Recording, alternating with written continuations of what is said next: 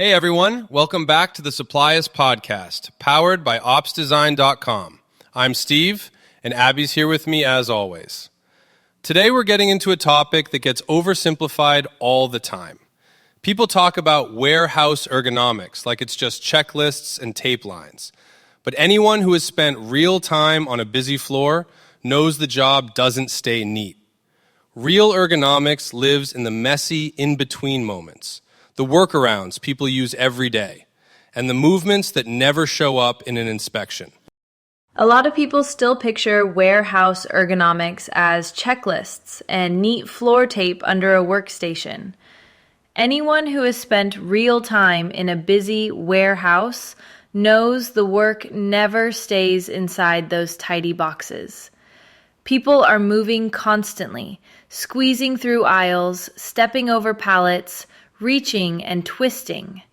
That is where the real risk lives. Exactly. You can design the perfect packing bench, but it does nothing if someone spends the day hauling product across uneven concrete. The job follows them everywhere, not just at the workstation. And the small things add up. I once watched a guy walk around a busted pallet every day, adding a tiny hip twist each time. A checklist would never catch something like that, but repetition absolutely will. People normalize workarounds so fast, they almost forget they are doing them. It only becomes obvious when someone finally asks why they reach a certain way several hundred times per shift. That is why the best programs pay attention to how people actually move. They watch, they ask questions, and they look at real workflow instead of treating a form as the full truth. And that honesty matters. A warehouse runs smoother when people feel comfortable saying something hurts or feels off.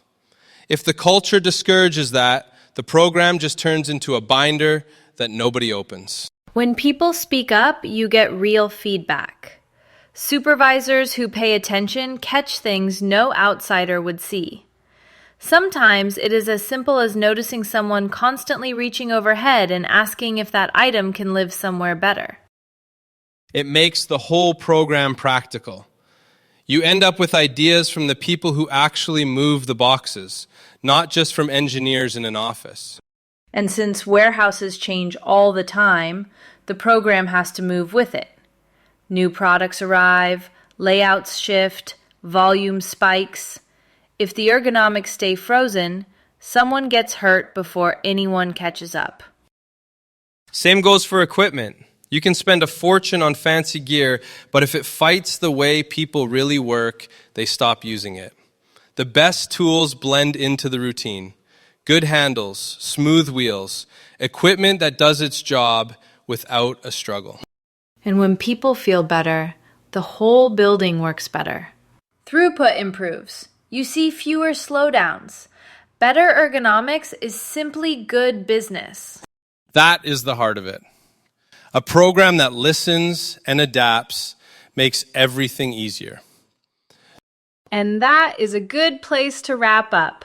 Thanks, Steve. And thanks to everyone listening. See you next time. Thanks, Abby. To learn more about today's topic, visit us at opsdesign.com. Thanks for listening, and we'll catch you next time.